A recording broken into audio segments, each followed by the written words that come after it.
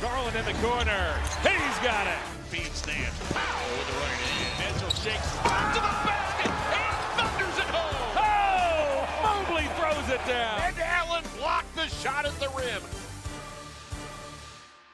Welcome to the Chase Down Podcast, part of the Cavs media family. I'm your host, Justin Rowan. The Chase Down is presented by Fubo, the official streaming partner of the Cavs. Watch over 350 channels of live sports and TV, including FanDuel Sports Network without cable. There's no cost and no commitment. Try for free at FuboTV.com/Cavs. Well, on the last podcast, I said I didn't expect anything major to happen at the trade deadline, and I was very, very quickly wrong. This is why I do not do reporting. This is why a final tell that I have no inside insight on what's going to happen with this team. I was wrong. It was a major inflection point in Cleveland Cavaliers franchise history as Darius Garland was traded for James Harden. Joining me today to discuss DG's legacy, his time with the Cavs, what it means to us, what Harden's going to bring to the table is my co-host Carter Rodriguez. Carter, how you doing, buddy? It's hilarious that the first line of the intro video is Darius Garland's name. I burst out laughing. Just an immediate realization that things are different now. I'm doing good. I had the benefit, to dodge a lot of as much of the stress of the deadline as possible because I was busy doing an event. By the way, featuring Cleveland's own Shedeur Sanders. I was doing a Twitch Streamer Bowl, and Shedeur conducted himself very nicely for Browns fans. If you're curious, we had a Pee Wee football team there, and he was very friendly. And when they were shouting out his name, shouts to nice guy Shedeur. So I was busy, but and I think there are times where the needing to kind of wait for things to go official as part of this here partnership can be a bit of a thing that is a challenge, and you just want to talk about it. You want to jump in. Like, this is one of those times where I think it was really good to sit and marinate on things, to think through all the implications, to think through all the feelings, and I feel I'm excited to talk about it. Yeah, I am too. And obviously this was difficult, right? I don't think this podcast has made any effort to hide how high we have been on Darius Garland, both as a person, what he's brought to the table, as a player. From an aesthetic standpoint, he is one of the most fun players I've ever watched, right? And that obviously makes this difficult, right? It's one of those things that when you spend this many years covering a player, talking about a player, and now they're no longer part of the Cavs organization, it hurts, man. Like it's one of those things that I wish it didn't hurt like this, right? Like it's one of those things where you kind of wish you could be a little bit more removed from it. But I'm also grateful for that, man. Like, I'm glad that I still care enough about this team that I feel those highs and lows, so that in doing this podcast, in all the work we do to prepare, to break down these games, a lot of nights every single week in season, it hasn't really numbed it for me. And I really just have a deep, deep appreciation for what this era was. And of course, we're going to get into the Harden side of things.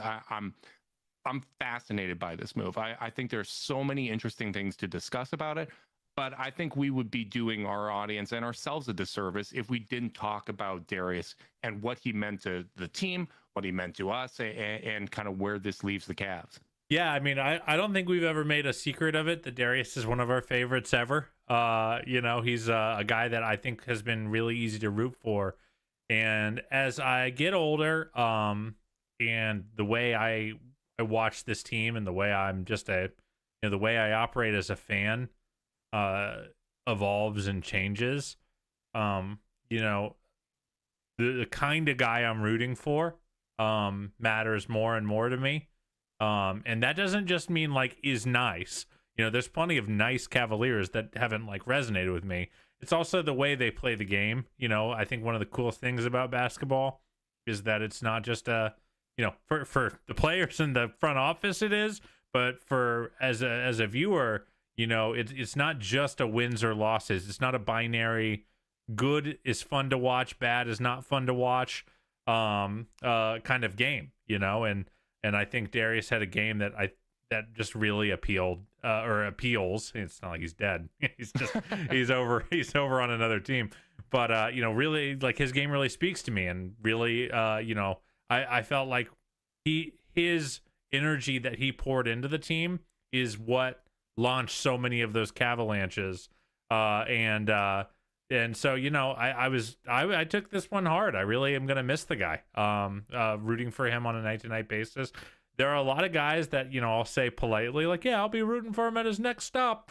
You know, because, like, I'm not, you know, like, I'm not like I'm rooting against him. Darius is someone I am rooting against and rooting for. Sorry. Oh, jeez. Big correction. Slip. You know, and by the way, like, you can tell even the front office feels that way. Kobe, in his post deadline availability, what does he say? He goes, I hope he makes me look bad. You know, hope he you know, shows out in LA. And I think it's representative of what he's meant to the franchise, that, you know, Dan Gilbert said what, you know, made the really great statement he made. You know, all the nice fans, you know, like, you know, we're certainly not sourced, but, like, you can tell even just talking to the people who work for the team how well liked this guy was. And you know, I'm just so appreciative. And then on a very personal note, he was very, very nice to my nephew when I took him to a game. You know, came up to him, signed his jersey, talked to him. You know, did what I think is one of the nicest moves an athlete can do, which is they ask the kid if they can sign the jersey, if he wants them to sign his jersey. You don't make the kid who's nervous around a grown-up ask for something. So yeah, just an awesome player. Really meaningful part of this Cavs team finding their footing in the second post-LeBron departure. And something I've said quite a bit, which is that, like, that's not something you can count on. You cannot count on winning and finding a culture. Like, you have to work really, really hard to do that. You have to find the right kind of people to do that. And like, you know, this team could have been consigned to the basketball wilderness like many other franchises in this league, if not for finding guys like Darius Garland, Evan Mobley, even guys who aren't here, you know, other guys who aren't here anymore, like, you know, Isaac Okoro, that, you know, played the right way, played for each other. And obviously finding an Evan Mobley and a Jared Allen and a Donovan Mitchell doesn't hurt either. But, you know, Darius, make no mistake, Darius meant a lot to this Cavs team and to this era of Cavs basketball. Yeah, and I think one thing that we've consistently talked about is that joy was kind of this team's identity. When they were playing really well, they played with a lot of joy on the court, and I thought Darius was kind of the heartbeat of that joy. And I obviously that's a big part of the equation of why Darius Garland mattered so much. But, like, for me, like, we started this podcast in 2017, right? Like, this is our ninth season that we're talking about this. And as you mentioned, after LeBron left, we didn't know how long it was going to be until the team was relevant again. We didn't know if there was going to be kind of a winning window that we had. And getting to see Darius, you know, come into the NBA coming off of that meniscus injury, right? Like, it was a very slow start for him, and he was just trying to get his footing. And we remember the DJ Augustine question.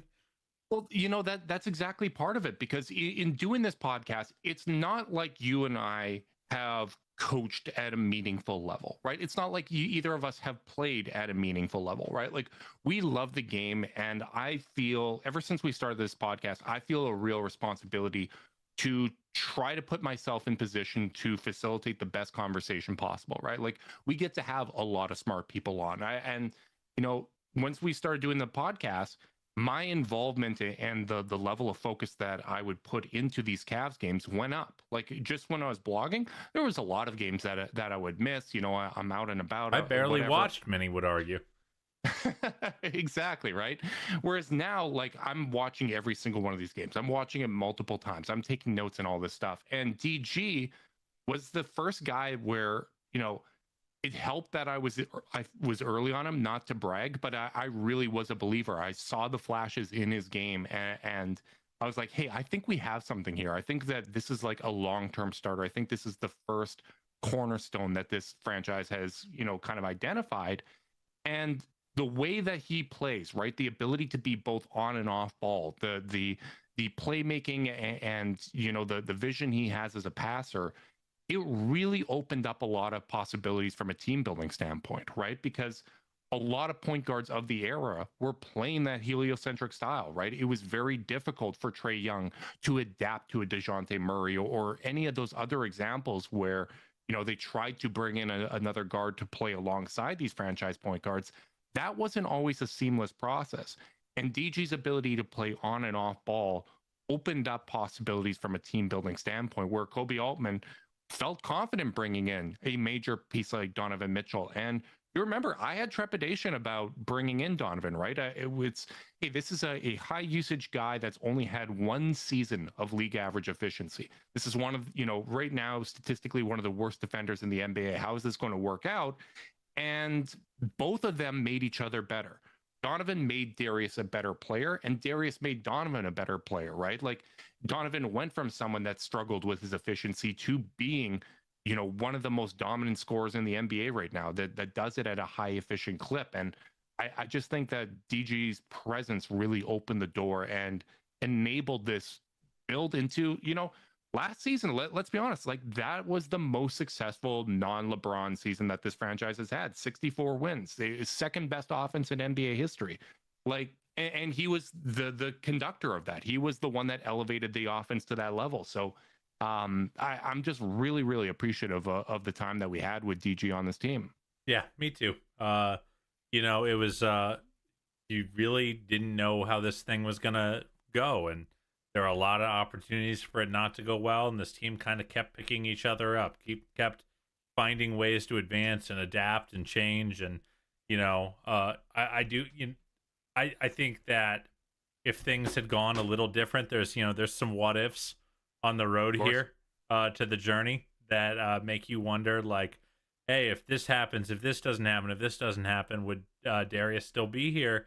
If he didn't hurt his toe against Philly, right? Like, he had his last game with the Cavs was awesome. He was dominant in that win over the Sixers, which was, their best win to the season of the season at that point. Yeah, I mean, I just think if after the Cavs dropped Miami in Game 2 of the first round, if you had told me, Darius is going to play less than like 20 more games as a Cavalier.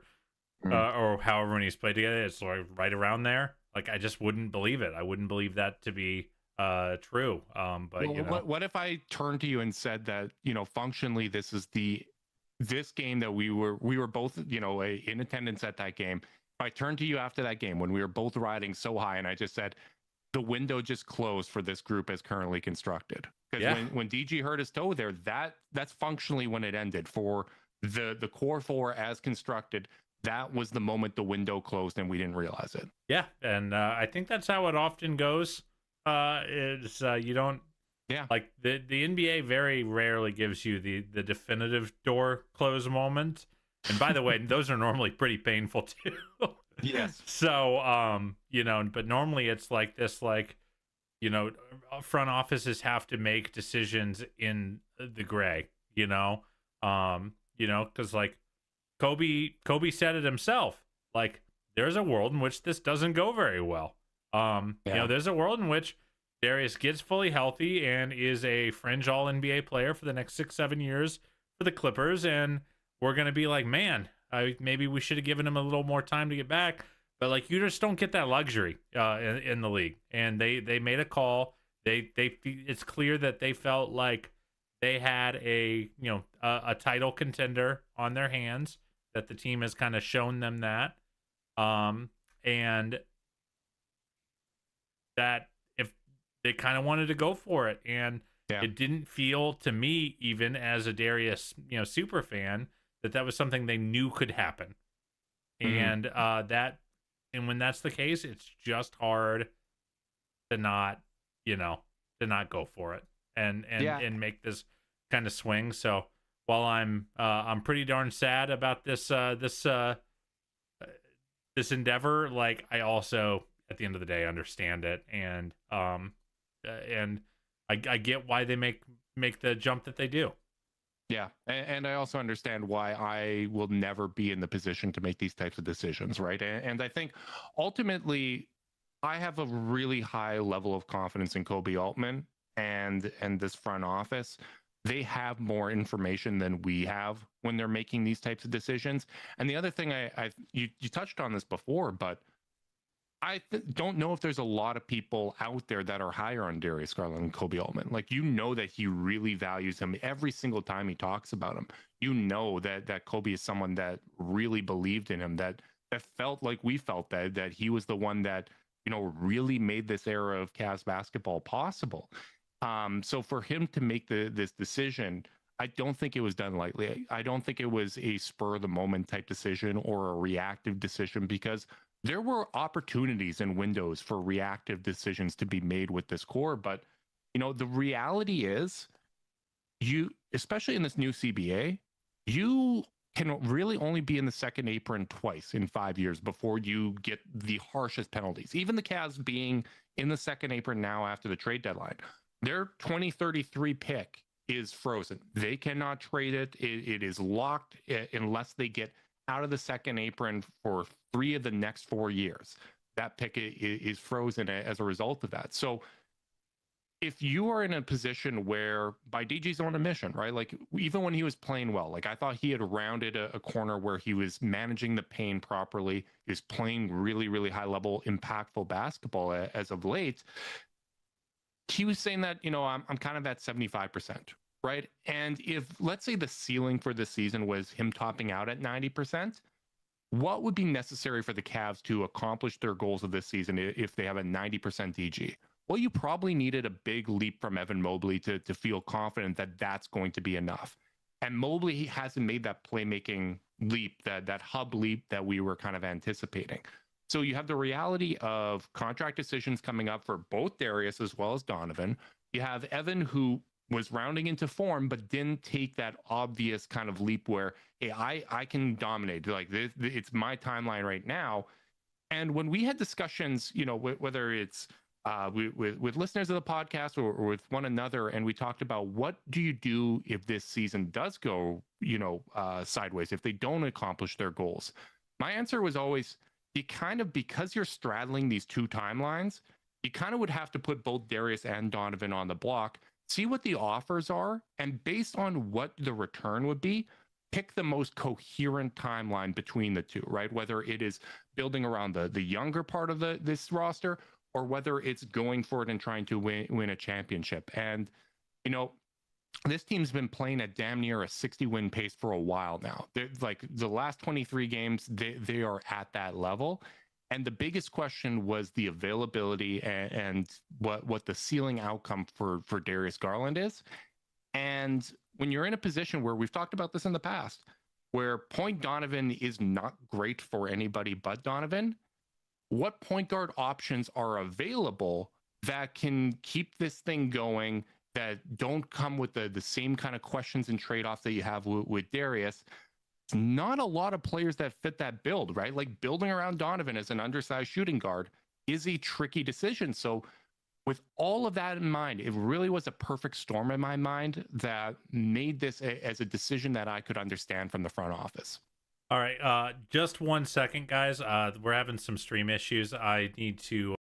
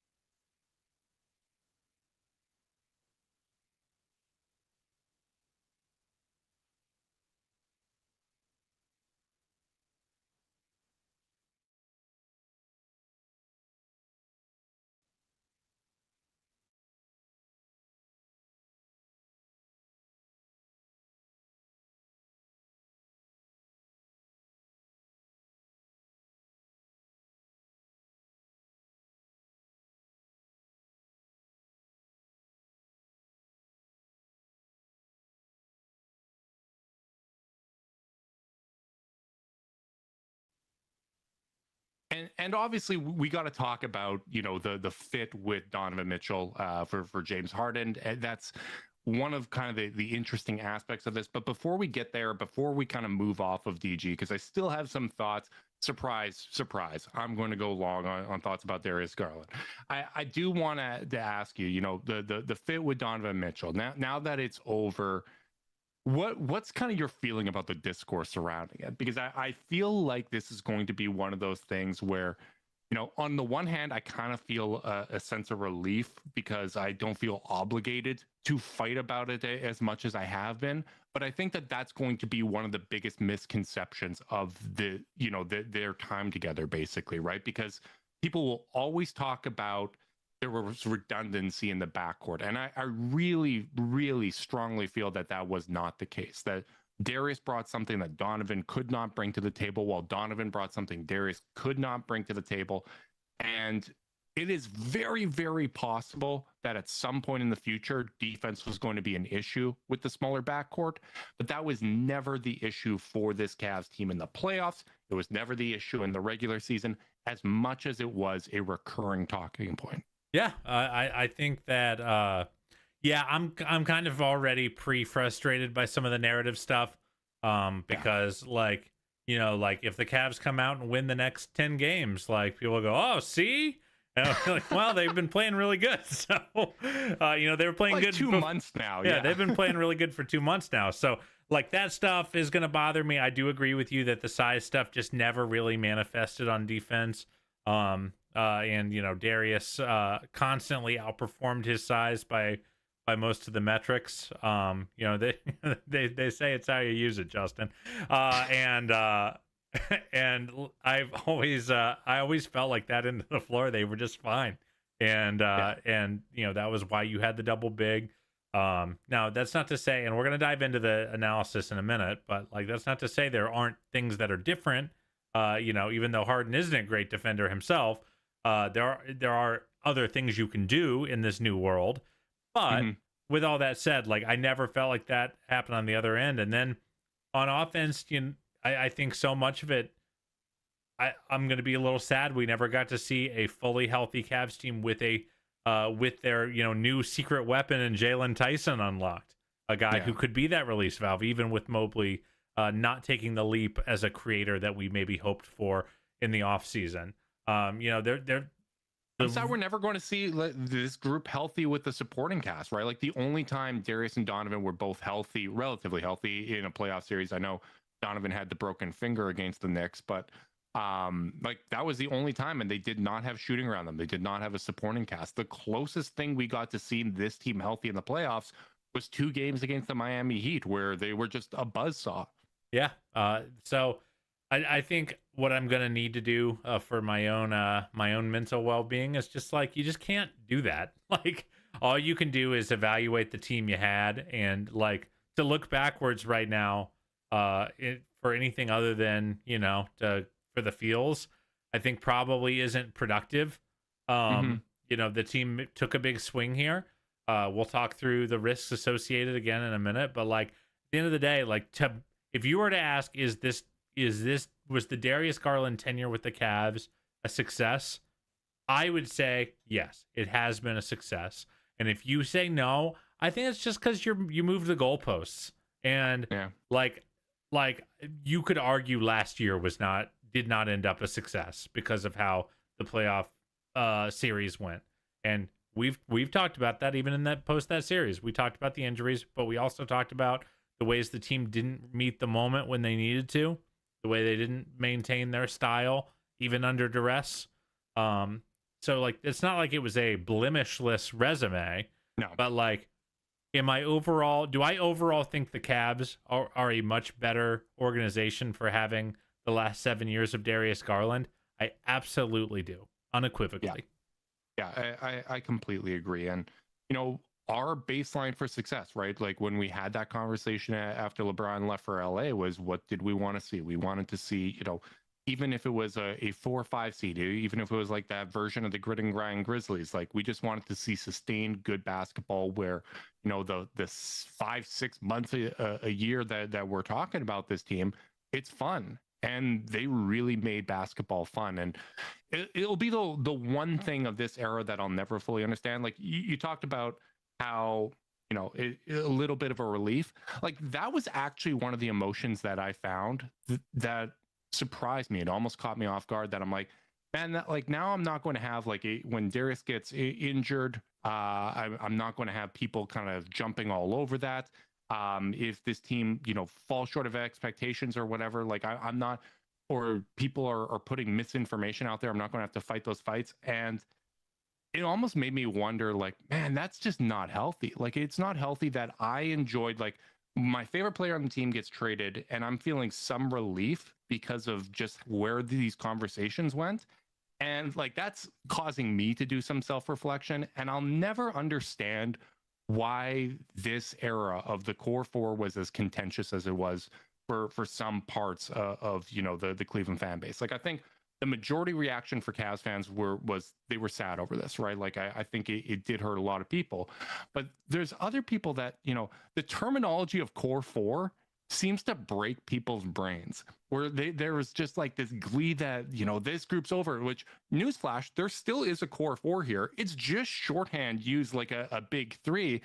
But for some reason, like there was just this animosity over a group that, you know, there was never anything off court that was an issue. Sure, they got banged up sometimes and didn't achieve the expectations, the raised expectations that they had earned in the playoffs. That they had created with their great play. And I get it. Like, everyone's got their favorite sports, their favorite teams that they root for. Your tolerance for other teams that you care about but might not be your favorite are, you know, different, right? But I just, given the compromises you see people make with other teams, sometimes it just really surprises me just how contentious this group was. Here's what I'll say, man. And like, I think, speaking to trying to engage this thing in a healthy way, and not always succeeding, by the way, so I'm not like trying to get on my high horse here, but like, I think, you know, we always talk about how, like, it's not good to tell other people how to fan at the end of the day. And if people want to enjoy this team through a more negative lens, I guess, you know, or like, you know, what's not Show there, me, right? Yeah. I guess you can do that. But you know, like, I would challenge anyone to make sure with their hobbies that they're getting, you know, the right energy out of them. And, you know, I said at the end of last year that was my favorite regular season of any Cavs team I've ever watched. And you know, I had a great time, even though it hurt when things went awry. I just really fell in love with that team. I fell in love with that style. And, you know, there's other teams. I think there's other fan bases that have those teams.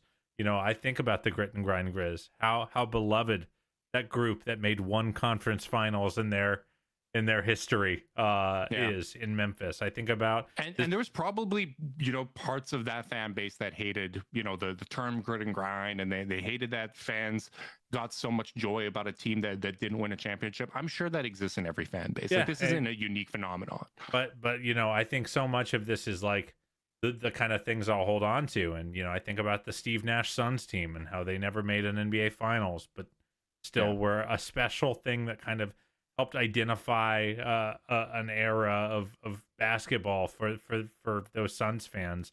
So I'll really, really miss this era. You know, it's not over. Obviously, it's still going to continue, and I still have a lot of guys here that I really love and root for. You know, I mentioned that there's no individual I root for like Jared Allen after his 40 and 15 masterpiece. Cannot believe I didn't get to podcast after that game, by the way. But you know, again, Darius will be missed. He was a great Cavalier. You know, who knows? Maybe he'll come back someday. Yeah, you never know. But like I said, I'm just surprised that it was as contentious as it is, right? Because this was a fun group. We like to have fun with it. Like, I'm surprised that this is the type of situation where you would have, you know, certain Cleveland media members take shots at us for not talking about it, for having the same, silence after a transaction until it's official that we have after every single bit of breaking news, after every single transaction out there, right? And or people that'll call out, assuming, oh, well, now you're going to be honest, right? Like, or can we be honest about what this era was? And I just feel really fortunate that we have this platform that we are honest, right? Like, I don't feel like, oh, well, now something's changed, so I have to flip flop my opinion because now the Cavs are going in this direction. We can talk through all of these emotions, right? Like, I appreciate that the Cavs have given us this platform, that they give us this trust to talk about things that when we like it, when we don't like it, when we see both sides. And to your point about how people are going to fan different ways, I understand this direction that the Cavs are going. And even though it wouldn't have been my preferred way, like if you asked me this beforehand, I wouldn't have said yes. I can see where the Cavs are coming from. And from an analysis standpoint, I'm going to go down that road, right? Like, I'm going to talk about what this brings to the table, what the pros and cons of it is, just like we asked fans to see things from our lens, right? Like, we're not always going to see the game the same way. We're not always going to value the same things as basketball fans. So it'd be hypocritical for us, just because this is something that is tough emotionally, to not make an effort to see where the team is coming from on this. And I think, in my mind, that's a pretty good transition to go to over to what James Harden's going to bring to the table here. Yeah. I think let's just dive in. I think we've talked enough about the soft, feely things. I have more to talk about, whether we would have done it, wouldn't have done it, how we would have done it, when we would have done it, all that stuff. Like, I think we've talked enough about the soft stuff. And I think one thing that I really like about this podcast is that we talk hoops. So let's talk about James Harden's fit. For any listeners who maybe haven't been watching a lot of Western Conference games the last couple of years, obviously, like, it's not like we're talking about Keon Ellis here in terms of, like, maybe you haven't watched him before. Like, if you're listening to this podcast, you've probably watched a decent amount of James Harden. But like, I do think one thing that's very interesting about this trade right off the rip, Justin, is that the kind of the big knock, if you really didn't believe in this Cavs, if you were someone who was a skeptic of this Cavs build, what you saw is is a initiating backcourt that has an electric scorer in Donovan and an electric playmaker in Darius, but with defensive issues. And then they went and traded Darius for a point guard who has defensive issues, who's an electric playmaker. So, like, in a lot of ways, like, they're structurally not that different. They have a different kind of player, sure, but like in a different body, and every player is different. And you could, and I would also argue pretty unequivocally that James Harden has been a better player than Darius Garland this year. So, but with all that said, they didn't go trade Darius for like a 3-and-D wing or trade him in Jarrett for a center. They went point guard for point guard. You don't get a lot of trades like this. So kind of my first question to you is, where do you expect things to feel different on the offensive side of the ball? Yeah, well, first of all, I think you hit the nail on the head. I think from a team build standpoint, you are not dealing with something that's dramatically different. You do have a fantastic point guard here that's able to get everybody involved. And because there's that familiarity, because it's not that dramatic of a shakeup, it almost feels like we're going back to old reliable. And there's such a value in that reliability. And that's why I like Zoom Workplace, Carter, because teams move fastest when everyone's in sync. Zoom Workplace keeps meetings, chats, documents, and more together so your workflow is like a perfect play. Keep work moving and zoom ahead with Zoom Workplace. Definitely needed to get that in before we started talking about Harden. Otherwise, we would have gone on forever. But I think from an offensive standpoint, there's a few major changes that I expect with James Harden, right? The first is that he is going to slow things down. Like, he is obviously a brilliant playmaker. I think if you look at the last 30 years of basketball, the four best passers are LeBron, Jokic, Luka, and James Harden. And where things get interesting is I'd say of that group, Harden might be the most dynamic interior passer among those four, right? I think what he's going to be able to do with both Evan Mobley and Jarrett Allen, I'm very excited for, right? Like, because people will think of the Clint Capella era of James Harden, and I've been open about how much I hated that brand of basketball, right? Where nobody is touching the ball. It's just James Harden dribbling. He's running pick and roll. He's throwing lobs, or he's kicking out to shooters. His game has evolved and matured beyond that point. He has played with multiple stars around him. But the one thing that's consistent is, regardless of the type of big man he's playing with, he has found ways to make them better, right? Clint Capella, lob threat. Ivica Zubac, not that type of player at all, right? Like, he is someone that you can run the pick and roll with, but the way that he needs to get the ball, the different spots that he gets the ball is dramatically different. And then Joel Embiid's another great example, right? Like, Embiid credited him for that MVP leap. And I think his ability to dictate things in the pick and roll, the way to communicate with the big man, I think this is actually going to help Evan Mobley and Jarrett Allen more than it's going to help Donovan Mitchell. I actually think, from a fit standpoint, Darius and Donovan was a more natural fit together on the offensive end of the floor than Donovan and James is. But I do think that this is something that isn't going to be too disruptive to the backcourt pairing. Like, I think they're still going to be dynamic and good. But I do think that this is going to be something that could potentially elevate both Evan Mobley and Jarrett Allen. Yeah, for sure. I spent a lot of time this season just kind of begging for Darius to get back, because I wanted to see this team feed their bigs better. Like, this has not been something I think this team has been exceptionally good at. I think it's part of the reason Evans had a slight production drop off, in terms of his efficiency. I think it's a reason why Jarrett's volume is down, and he's not getting as many easy buckets. James Harden is an elite playmaker. And how he gets to it is he is probably one of the best pick and roll players in the history of the sport. That is what he does. But one thing that is very different, I would say, that if you're watching, like, keeping an eye out, like, this is a Cavs team that has been defined by getting off the ball, quick passes, cuts, relocates. Like, that's really not James's game. James holds the ball. I'm gonna butcher the stats a little bit, but I think I saw his average touch time is like 6.3 seconds or something like that. Darius and Donnie's are like 4.5. So, like, this guy, like, and it's not like I think either of those guys didn't enjoy their dribbling. So like, I think that's one thing to expect is, like, hey, while I do think you can maintain a lot of the pieces from last year's Cavs offense, like, you are going to expect James to play a little slower, or a lot slower. I want to say the Clippers were like 29th in pace. He kind of plays more like LeBron as an offensive player. Like, he wants to survey, he wants to probe, he wants to take his time to figure out what angle to attack. He's not a guy who's going to get you a lot of shots with, 17 seconds left on the shot clock. Just not who he is. So yeah. I think that's like the number one style thing I wanted to jump out at. But I do think you're spot on that the big should feast. Like, James's whole thing is to get big men paid. And often in ways, and get them to produce often in ways that you don't see after they're done playing with James. I'd be a little nervous if I was the Pacers about what Zubac is going to look like. Well, luckily he's going to an arguably more genius passer in Halliburton. So actually, I'm not that worried. That's the only team that could.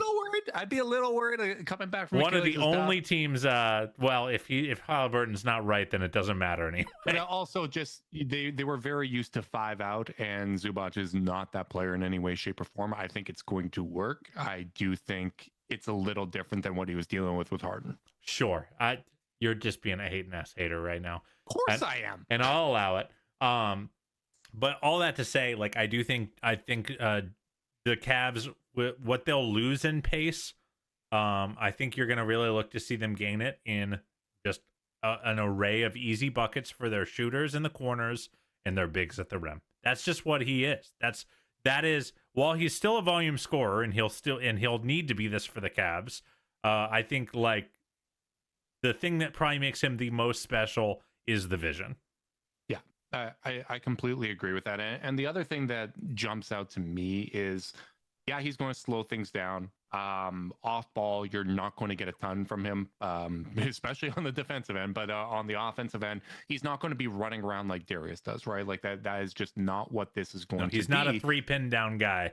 No, and overall, effective field goal percentage. If you're looking at the field goal percentage and the 3-point percentage, it is a drop off from Darius, right? Like even this limited version of Darius, he was shooting better from the floor and the field, but he makes up for it with his ability to get to the free throw line. That was going to be my next thing to talk about is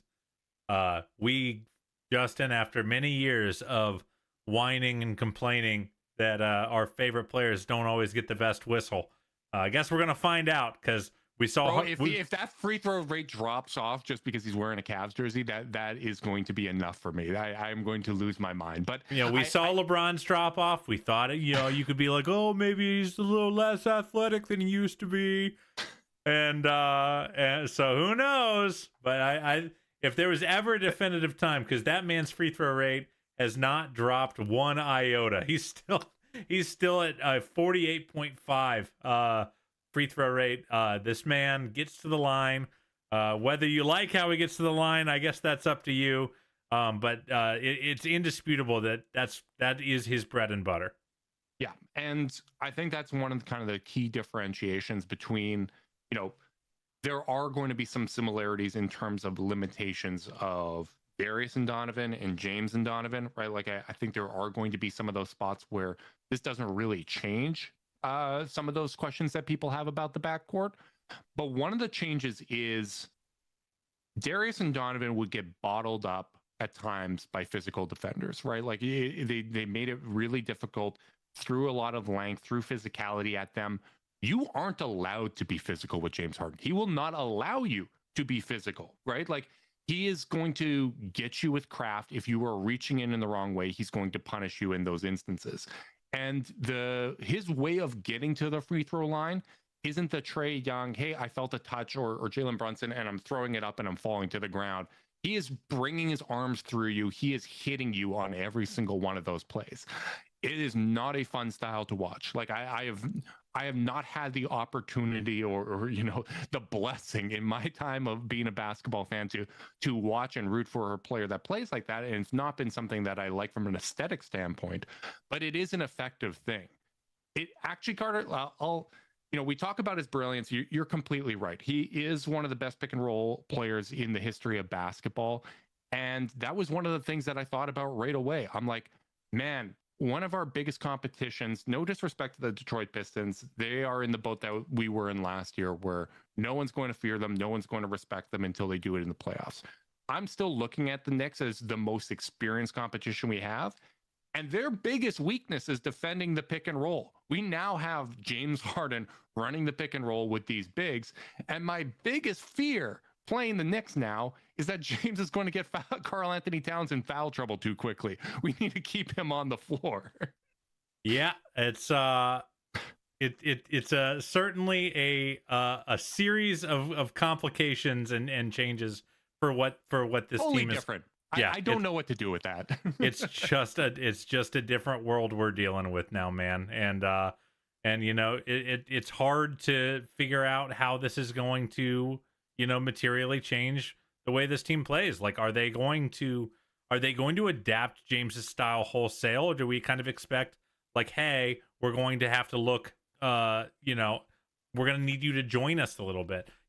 He has gotten credit for kind of adapting his style a little bit, as a Clipper, and as a 76er, he made it work with different kind of bigs, as you said.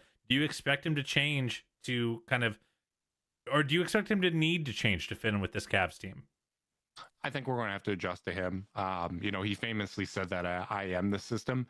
He has adapted his game. There's no denying that, but it's still his game, right? Like, he is still going to slow things down. He's going to be methodical. We are going to see an increase in the number of isolation possessions.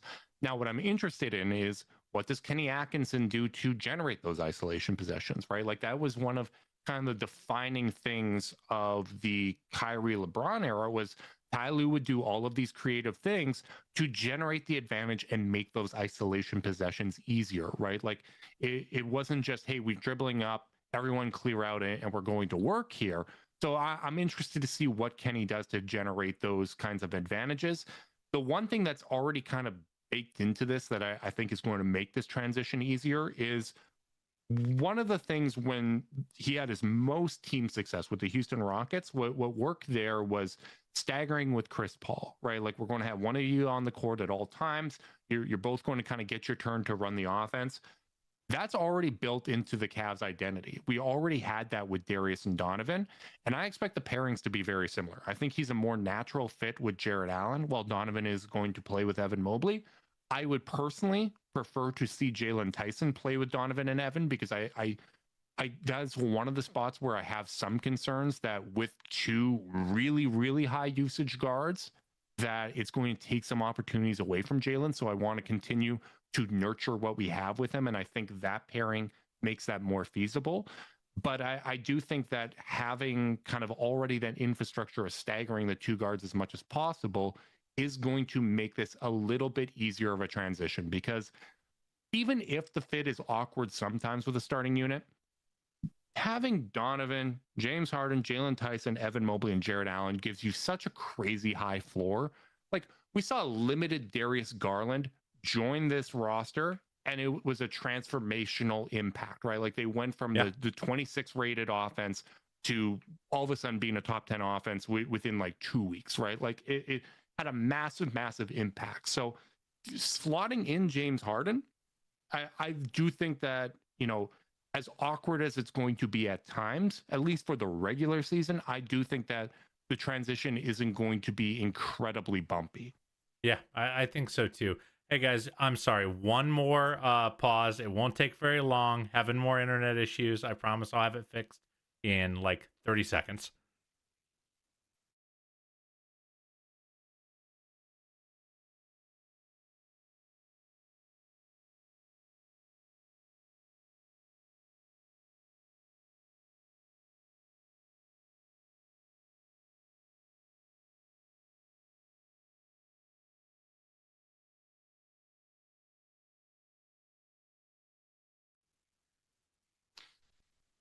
You got to go, man. You're the one that apologized, yeah, and I was the one that was just ranting. So it's on you, buddy. That's fair.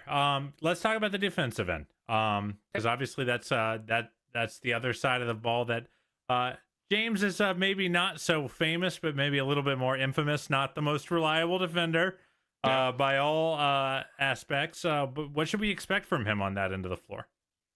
So I think this is interesting, right? Because obviously, I think the limitations for James Harden on the defensive end are in a couple specific areas. He is going to get back cut, right? Like the off-ball awareness is an issue at times when it comes to Harden. The other thing is that he dies on ball screens, right? Like if I look at the basketball index synergy stats here, 57th percentile in that ball screen navigation, that's a drop-off, right? Like this year, Donovan's 92nd, Darius is 80th. Even in a hobbled state, Darius is better at that. But in terms of perimeter isolation defense, when his man has the ball, he's been engaged. Like that's one thing that the Clippers fans have credited him for. Like even listening to a lot of kind of the Clippers reporter, podcaster reactions to this, there was no real complaints about James Harden, right? Like the professionalism was credited, a little better than expected in those kinds of situations defensively. And the other thing that jumped out to me looking at the numbers is it's not like he gets hidden on defense, right? Like he's 70th percentile in terms of the matchup difficulty defensively. Last year, he was 60th. It's not like he's a Donovan Mitchell level defender, right? Like Donovan, we hide him in the corner. I think we're still going to be hiding Donovan primarily defensively, and that Harden is going to get these harder matchups. Donovan's 35th and 25th over the last 2 years in matchup difficulty defensively. I expect James to kind of get a lot of those assignments. The ball screen navigation being an issue might be less of an issue for the Cavs, given how much switching they do, right? Like this is not going to be a situation where he's getting caught on that as frequently. And given the switching that the Cavs do on that defensive end of the floor, he's not going to be posted up the same way that Darius is, right? Like I think in terms of perimeter isolation defense and not getting blown by, it's a step down from what Darius did last season when he was fully healthy, but it's a step up from this limited version of Darius that we had that was only 55th percentile in that perimeter isolation defense. And in those specific situations where a bigger wing goes on Harden, I think that's a spot where he really does shine on the defensive end. You're not going to be able to back him down. He is a very sturdy 6'5" with a 6'11" wingspan.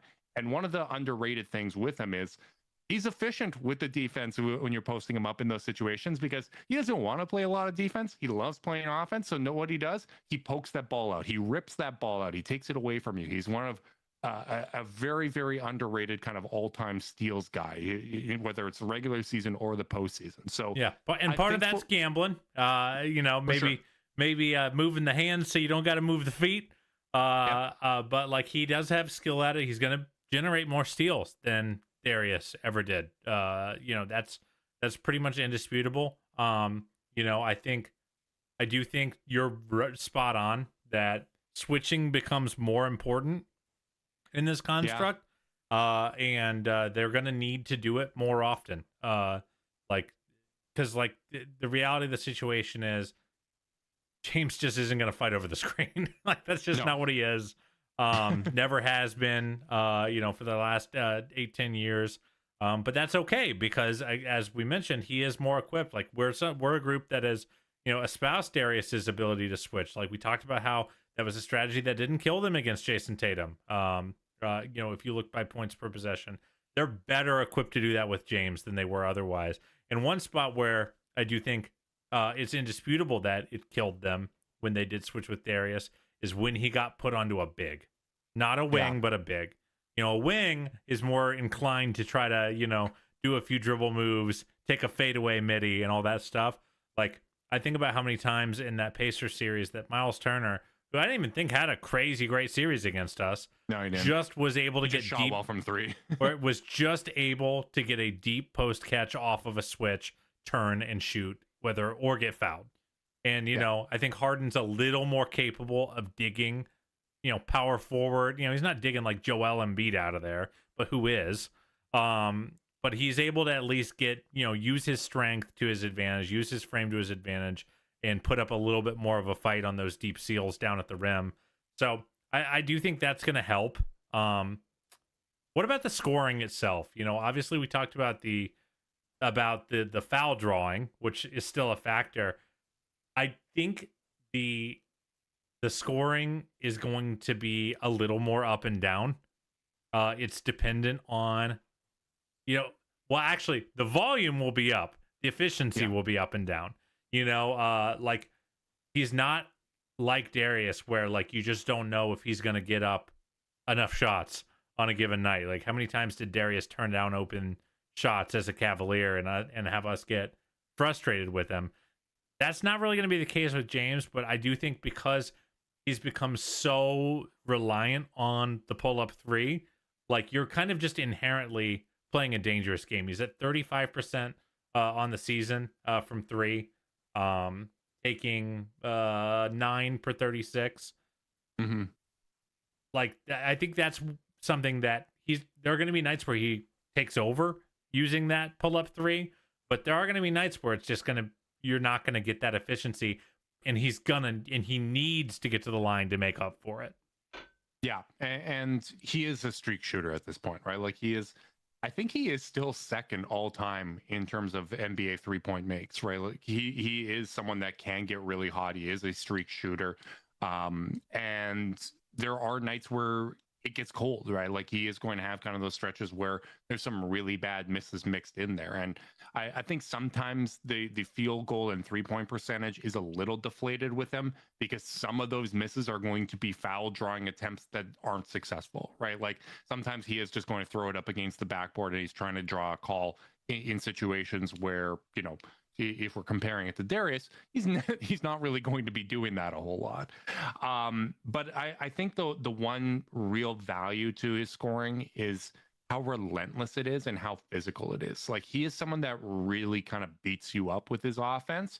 And that's something that the Cavs never had, right? Like, even when last year they were cooking it as this historically great offense, it's tiring chasing them around. but there isn't a physicality in terms of how they went about scoring, right? Like unless you are getting dunked on by Jared Allen, you're not really going to feel it in that way. This Cavs roster as currently constructed is different than that. James Harden obviously is going to lead in that physicality, but Jalen Tyson, really physical player. Dennis Schroeder, incredibly physical player, right? Like he even though he's not, carrying the same kind of weight as a James Harden, he's going to be really aggressive. He's going to be really assertive. Keon Ellis, very slight, but he's a menace. He makes you uncomfortable playing up against him, and I think that's one of kind of the biggest changes. And as difficult as this trade was, we talked about the emotional aspect of it. That win over the Clippers, that was cathartic. That helped me. That was a healing experience for them to have kind of that blowout win. And I just immediately felt the impact of kind of two of the lower energy options that the Cavs had in their rotation in Lonzo Ball and DeAndre Hunter being replaced by Dennis Schroeder and Keon Ellis, who were both just instant energy coming in off the bench. Yeah, I thought they showed a lot. Schroeder, I had a suspicion, Justin, even though it's clear that Schroeder or that Ellis was kind of the prize around the league. I kind of sat and wondered, Dennis going to get more minutes than him on a night-to-night basis, because like the thing is, like just Kenny like Shump was the target. No. More just that Kenny Atkinson's job isn't to worry about asset value, or like who gives you more bang for your buck, more production per dollar spent. Like his job is to, play the most productive players that play the best together on the floor. And this is a Cavs team that I will say needed what Dennis Schroeder does more than they needed what Keon Ellis does. At least over the run of the season, just because the Lonzo experience went so bad, and the Cavs have been able to find really solid wing play and Sam Merrill and Jalen Tyson. Like, you think that's guaranteed to be the case No. now that Harden's out there? No, I don't know that for changes sure. the rotation a lot. Yeah, right? I don't know that for sure, but I think I wondered if Schroeder would get a healthier percentage of the competitive portion of the game. Hilariously, they ended up with the same amount of minutes played because much of the fourth quarter the game was decided. But yeah, I thought that Dennis was being a little underrated by like the NBA commentariat, just because things didn't go very well, and the contract that he picked up with Sacramento confused some folks. So like, there's just this like, I feel like sometimes people just kind of like apply like everything down, like they didn't like the contract, so now they don't really get Dennis. And it's like, well, what Schroeder does is plays crazy confident, gets downhill, and makes you guard him. And I thought he guards you. Yeah, and I thought he had a really great game, despite going 5 of 14 from the field. He got 6 assists, which the team is just so needed. The 3 steals, including the one where he ripped it from Kawhi and left it for Keon, which was really great. Yeah, definitely. I think his edge is going to be something this team needs. I do think he'll play minutes for this team alongside Donovan. I think that'll be a really interesting thing to keep an eye on as this team, because now this team is kind of rich with options in the backcourt, and that's even before Max gets back. So it's like, is Kenny going to talking about? Yeah, that's like Craig might find himself outside the rotation, and we felt really good about the Craig Porter as backup point guard minutes. So I wonder if Kenny prioritizes, because I don't think Dennis and James are the duo. Like, I think James Harden should be playing with Sam Merrill, should be playing with Jalen Tyson. If you can shoot, you should be playing with James Harden. Generally. A Harden, Merrill, Strus, Dean, Allen lineup might be just hilarious. Yeah. So like, I think those lineups are relatively clean. I'm really interested to see who Kenny surrounds Donovan with. Because I think Jalen's going to be one of them, because they have the best chemistry on the team. So who plays the two in those lineups? Is it Keon, and you rely on the shooting, and the hard-nosed defense to give James a little bit of a break? Is it Dennis I'm sorry, give Donovan a little bit of a break on the defensive end? Is it, do you go Dennis and say, hey, we know our Donovan at the one lineups generally don't perform that well offensively. We want you paired with a point guard at all times. Like, I'm very curious to see which way they go with that. Yeah, there is a wide variety of options here, and I'm excited to see the depth of this team, right? And let's kind of shift here, because I think we'll have all the conversations we need along the way. But let's shift here to where your expectations are, right? Like, because I think that is kind of the big part of this James Harden trade is you are sacrificing a decent amount of your future in making a swap of two all-stars that are separate, in age by 10 years. Nate Duncan had the stat that it's the first time a 1-for-1 swap with a decade age gap between the two has occurred, right? So clearly this Cavs front office is making the push to contend now. We want to win now. We recognize that these windows are never as long as or as open as we think that they are, right? Like talking earlier about, hey, we didn't know it at the time in that Miami series, right? Like now, like Donovan's had injury issues too, right? Like the calf has popped up in two straight postseasons here. That was a recurring issue in the playoffs in his time in Utah. So I think part of the hope here is that in having a guard next to him that is consistently available, that is consistently able to take on this kind of usage, maybe we're going to find some chicken and the egg here of, hey, in managing Donovan's usage, we can keep him healthy long enough to make a real run of it. And yes, James has had some issues in the postseason, particularly in kind of those elimination games, but he's never played with a guard that's better than him. And Donovan is a guard that's better than him and someone that can go out and close in these situations. Yeah, I something that I said in the Discord today that I thought, kind of tickled my funny bone, but I could find the logic to it, is that Donovan's had these games where he's taken over for the Cavs in the postseason, but they kind of have to happen in like game 2 or game 3 or game 5. And, wouldn't it be nice if we didn't need to pop that cork until a game 7 and, kind of create an environment where, like, hey, if James kind of no-shows an elimination game, it's okay because Donovan scored 55 and just completely took over the game. Do I want that to happen? No, but do I think the Cavs are better equipped to handle one of those games than a Sixers team with a hobbled Embiid and a very young Tyrese Maxey, or a Rockets team with just Chris Paul really as the only other creator? Yeah. Which honestly, that Rockets team, like they were a hamstring away from probably winning a championship, right? Like, or at least having a real shot at it. So, like, I think there's something to this take. That the Donovan, and by the way, like this is kind of what Donovan needs to be able to do. Like, you want James Harden here.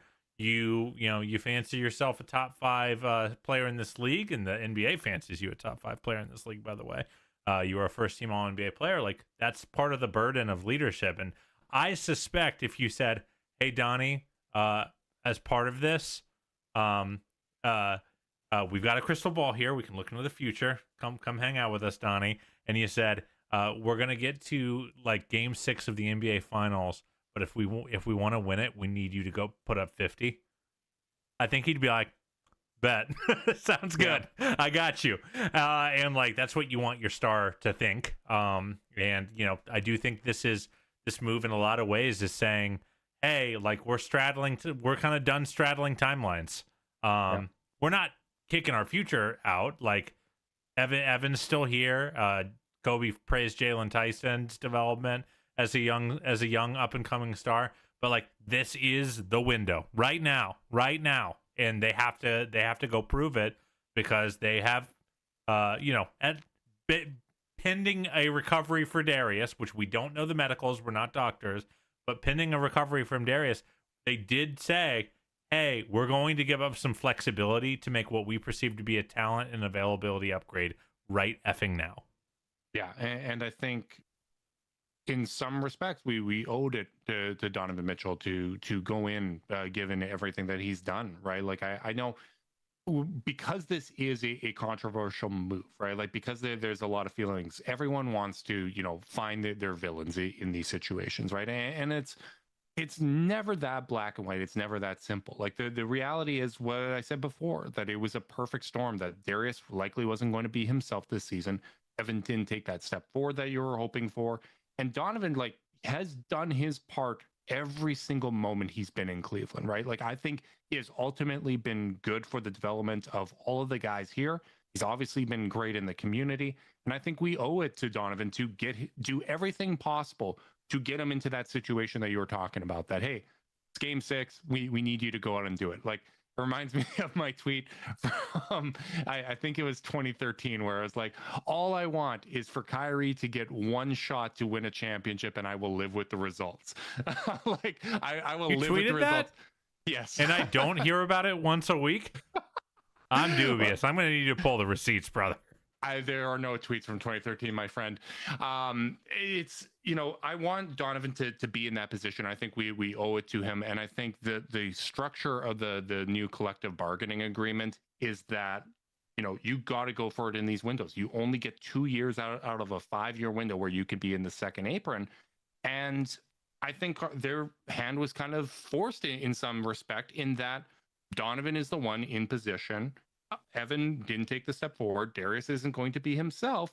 So we need to go on Donovan's timeline. And this is tough, right? Because I think as fans, and part of why we had a lot of patience, is you can kind of take some anxiety off of your shoulders if you feel you have an off ramp, right? And there was always kind of that, right? Like it was, hey, before Donovan got here, Darius and Evan were at a 50-win pace in that season, right? Like that 44-win season is, with Darius as the best player, is more games than Trae Young ever won in a season of his career with the Hawks, right? Like there was this floor, there was this off ramp. And I think it ties into what we've been talking about recently in Kobe's ability to find value in the margins, because in doing this, you are improving your chances to win a championship this season and maybe next season. We don't know what Darius is going to look like next year, but you are improving your odds to win a championship in this small window. And you're probably not getting a return on investment in James Harden beyond what he brings to the basketball court, right? Because if he's here 2-3 years, you're probably not returning a lot of value in a trade for someone his age, right? Like that's just reality. So yeah, it's more likely he retires as a Cavalier. It's more likely he retires than gets you a haul in a trade. So that means if this doesn't work out and you have to move off, you at least have, well, at least right now, Donovan Mitchell. And if for whatever reason you had to move off of Donovan and this thing didn't work out, the return for Donovan Mitchell, you have Evan Mobley, and Jalen Tyson is working his way into that conversation. The confidence I have in Kobe Altman to find value in the margins, to find a Jalen Tyson, makes me feel better about this. This is putting your money where your mouth is, right? Like you always say, Carter, cultures, is tested in kind of those tougher moments. Our confidence in Kobe Altman can't shift just because he did something unpopular, right? Like that hurt, that took from the fun, right? I have confidence that he can find a Jalen Tyson, who right now would go top 4 in a redraft in all likelihood, right? Like he wasn't a top 4 pick, but he found value there. We have a first round pick this year. It's probably going to be in the mid to late 20s. There's a chance that we can go out and find another player like that. I really like Tyrese Proctor. I have confidence in his ability to find value in the margins and trades. So even though you don't have that off ramp, it doesn't completely it doesn't completely gut my ability to believe that, a retool would be possible. But what I appreciate is they recognize that this is a legitimate window to make an NBA Finals. The East may never be this open again, and they did what they could. I mean, it's probably the weakest East that I've seen in my adult life. Probably, right? And They did what people said was impossible. As a second apron team, you can't go out and improve your team. Well, they improved it with Dennis Schroeder and Keon Ellis. And for this season, they improved swapping Darius Garland for James Harden. That's commendable, man. And they got very close. There was a lot of luxury savings and moving Lonzo and moving off of DeAndre Hunter. They got close to the second apron, but they didn't dump anybody to get under it. They didn't cut costs of a rotation player that's going to contribute and hurt their final odds for financial savings or flexibility in getting below the second apron. That tells me that they believe Max Strus is going to come back and contribute, because if they didn't believe that, you're moving him. You're moving him for someone that can play this year that's going to save money, right? So this is, once again, the commitment of the front office to do everything that they can to go out and compete.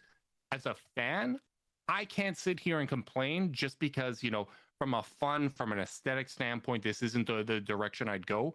That's the type of leadership, that's the type of tough decisions that I would want my franchise to make. Yeah, you got to shout out ownership here. They did something brave. They did make a cost-cutting move. They trade Lonzo Ball, and that'll certainly save against the luxury tax, and that's mostly the reason why you did it. But like, at the end of the day, this is a team that didn't sacrifice their ability to compete on the floor to duck the second apron. And it's an ownership group that I do really believe in.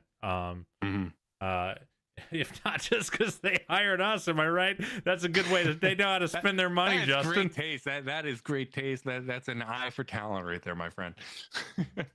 but seriously, like, I think that this team is, they opened up some flexibility with that DeAndre Hunter trade. That was a really important one for their future. Like, by the way, if you look at it, they have about $3 million projected to be under the second apron this summer.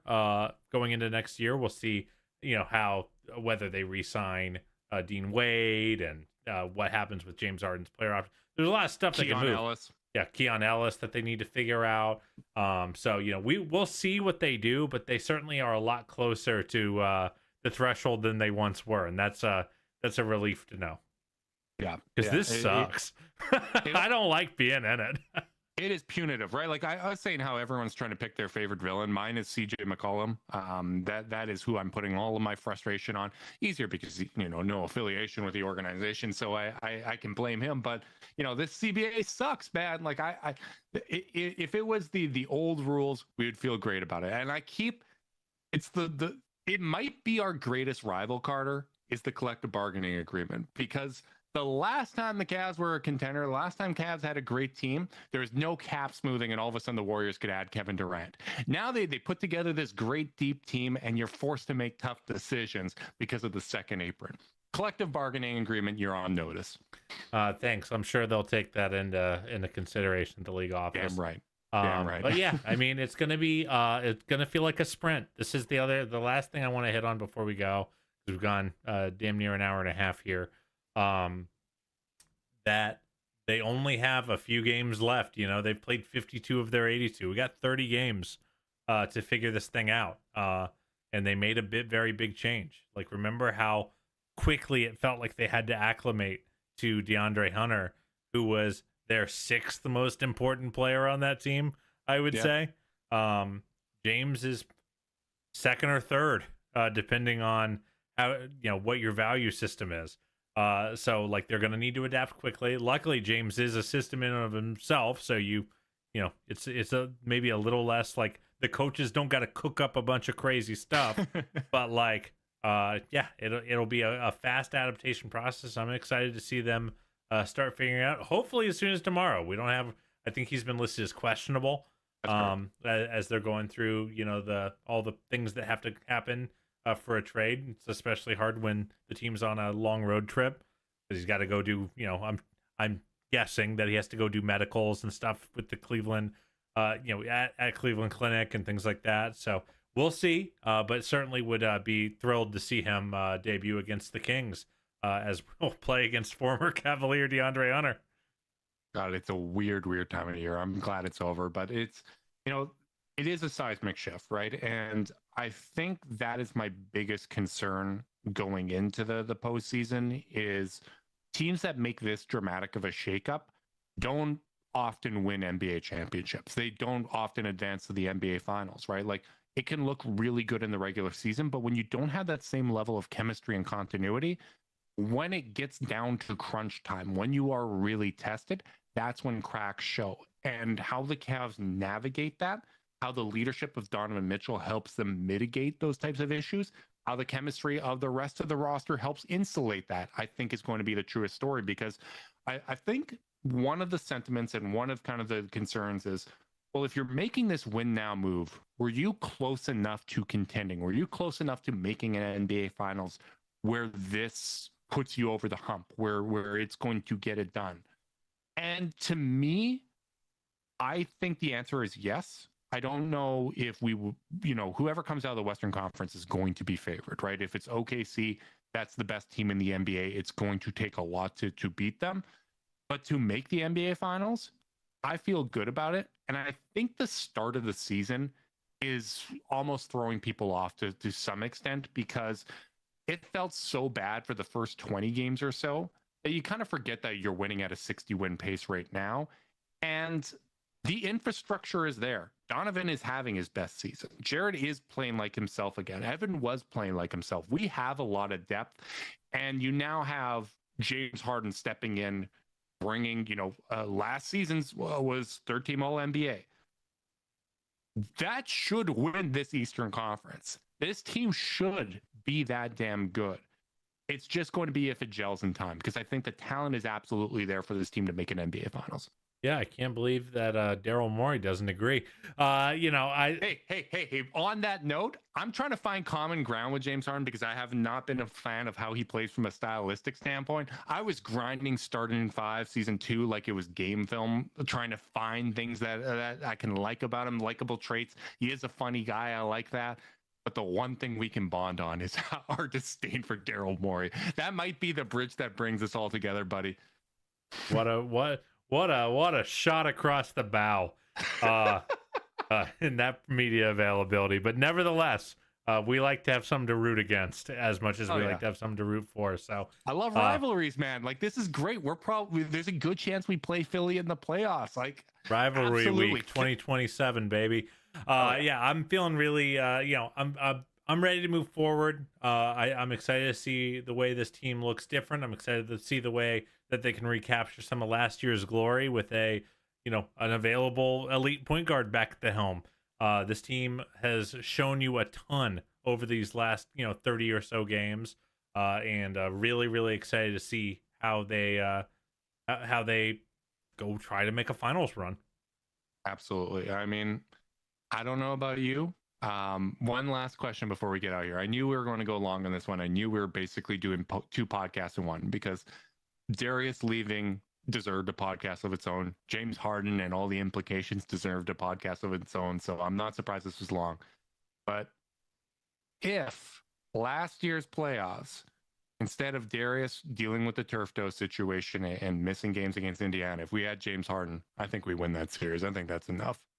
Yeah, I don't think we were that far away. It was close, even with Darius hobbled in some of those games, right? And I don't think Donovan, like, this gets back to what I said before. I think this is the test of, can Donovan help, hold up if he's getting that consistent help, that consistent usage next to him, right? Because, now we've moved off Darius being the big injury concern. Now it's Donovan, right? Like, this is going to be the first year in maybe, 5 years that Donovan's going to play more games in this season than Darius. We've had a couple postseasons where he's had these issues. So I think this is the gamble of, if we keep Donovan in this healthy role where he is finishing plays, where, Harden's absorbing usage, Mobley's going to continue to take step forwards. I think Harden's going to be huge for the development of Evan Mobley. We're going to put Donovan in position to succeed. He's going to be in that game 6 that you were talking about, where let's send it home. Let's go win finals MVP, go score 50, go win us a championship. Yeah, let's do it, man. Let's ride. Oh yeah, let's ride. Big thanks to everyone that tuned in live on YouTube. We appreciate you guys. Make sure you like and subscribe. Click that notification bell so you know when we're going live. If you're listening via podcast and you want to support us, leave us a rating, leave a review, subscribe, unsubscribe, resubscribe, and help cook those books. If you want to be part of Chasedown's exclusive Discord chat, send a screenshot of the review to chasedownpod@gmail.com. However you choose to support us, we really do appreciate it. Be sure you guys are staying safe out there. Until next time, Go Cavs.